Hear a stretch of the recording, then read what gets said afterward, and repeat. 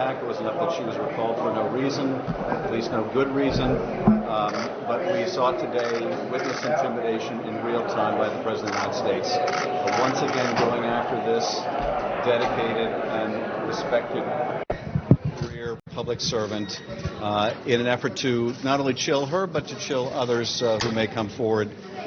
We take this kind of witness intimidation and obstruction of inquiry very seriously. Do you think that That's Adam Schiff. Earlier, we're going to have more of the testimony from Maria Yovanovitch in just a few minutes. Jim Jordan, Gloria, is saying that it's not witness intimidation. Right. Why? Jim Jordan saying it's not witness intimidation because she wouldn't have known about the tweet in real time had Schiff not brought it up. But that doesn't make sense because, I mean, it's not just witness intimidation of her, it's also of any future witnesses coming forward. Of course. And that is, I'm assuming, the case that Adam Schiff would make. And the question that I have is, going forward, what will the president's attorneys tell him to do? Will they lock him in a room without a television set and say you cannot tweet anymore? And now, what do Republicans do? That the president has publicly bullied and threatened this woman, who, by the way, praised his policy in Ukraine, that he has done this to her. What tack do they take when it's very clear that, you know, he's a conspiracy theorist, he is a bully, he is a president who is intimidating and threatening somebody in the State Department who is a 30-year career diplomat? What do they do now? I just want to add to that. Jim Jordan said what he said because what else is he supposed to say? He's Jim Jordan, and he's the guy who's supposed to be carrying the president's water. Right. Like, that was the only thing. Well, just from a legal standpoint, I mean, what is your argument to Jim Jordan? Jim Jordan's point is nonsensical. First of all, of course she was going to find out about a tweet that went out to 60 million people plus at some point. Also, the law covers any way you look regarding timing. There are two different statutes. One of them is witness tampering. That covers actions before or during witness testimony. The other is witness retaliation. That covers actions intended to intimidate a witness or retaliate after the fact. So it doesn't really matter when she would have found out. And Medved said to you, your house wasn't robbed.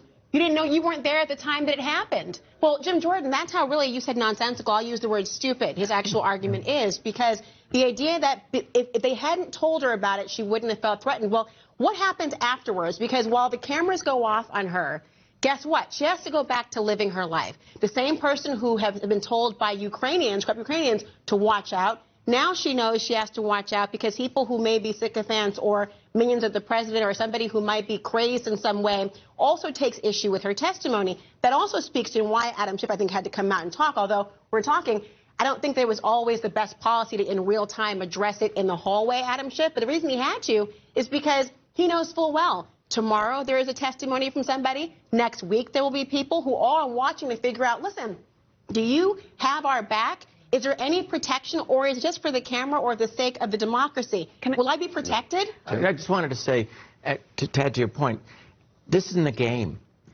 The two people who are about to testify in closed-door hearings work for the U.S. government. The President of the United States is their boss.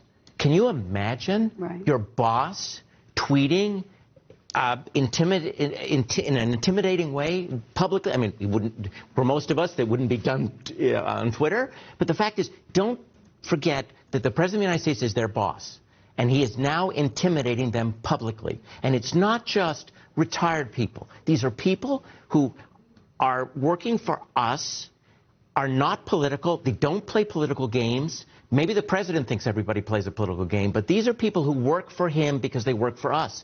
That's the climate he's created, and I think we have to think of it in those terms. It's very bad.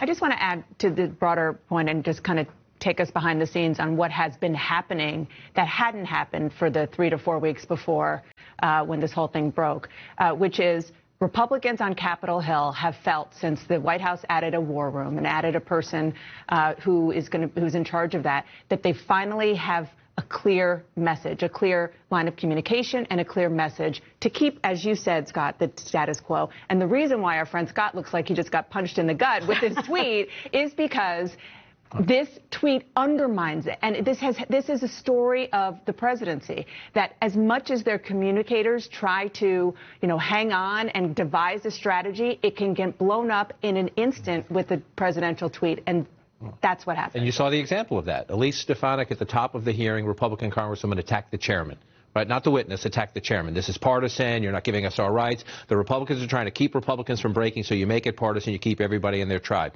After she came out and said it was disappointing that the president did that. The president cannot afford to lose Republicans. But to Dana's point, he repeatedly, whether it's a policy issue like go back to repeal and replace Obamacare, the Republican plan is great until it was mean. He does this all the time, that they do get a strategy in place, whether you agree with the facts of it or not. They have a strategy in place, and then the president blows it. But he's not going to lose any of these Republicans. No. I mean, they got nowhere else to go. I mean, he used to say he could, shoot somebody on Fifth Avenue. There are a number of He could retiring do the House same thing. Republicans, though. There are a number of retiring House Republicans. As of this conversation, no. But we're not done yet. We're not done yet. So the president does not, even if it's 1 or 2 or 3, that would give Nancy Pelosi, it's bipartisan. And so there are a number of retiring House Republicans. I think the president, it's risky. Okay. And imagine if during Watergate, sorry, our colleague John Dean is not here. Imagine if during Watergate Nixon had hate tweeted John Dean, and what would have occurred then? John, I do just quickly, we got to go to break, but I do, the transcripts of the first call versus the transcript of the second call, Pamela Brown was talking about how the White House description of the first call before they released the transcript was essentially false, saying the conversation was about anti-corruption. There's nothing about it. But there's other differences, you point out. There's no corruption here. And this is relatively benign if you just read it not knowing anything else. But remember, the first time they released the transcript, they said, this is good for us. We're going to put this out. This is going to be good for the president. It's perfect. Well, it's not perfect. We know that from That was the second transcript. Yeah, the question, now it's the second one. The question is, what does this one do? Number one, there's no ellipses in this. There are ellipses in the second one. And remember, Lieutenant Colonel Vindman said to Congress he thought that some key points were left out. He thought that some key points were left out of the second call. There are none here. So it is fair to say, why is this one different than the last one? It is, if people read both of them, it is, right. they just look different. It's amazing the level of detail in this one compared to the other one. The other thing here is the president does promise here, President Zelensky, very desperate for a high-level U.S. presence at his inauguration, trying to send a message to Vladimir Putin. The president says, I'll send you a very, very high level. He does not commit to going himself. He was invited himself. I'll send a very, very high level. We know now the president vetoed, the plan was Mike Pence, the vice president, and the president pulled it back. What happened? What happened in between? And then the other thing is he dangles a White House meeting here right after these priceless words. When I owned Miss Universe, Ukraine always had great people. Ukraine always very well represented. When you're settled in and ready, I'd like to invite you to the White House. Where'd that go? We're going to have testimony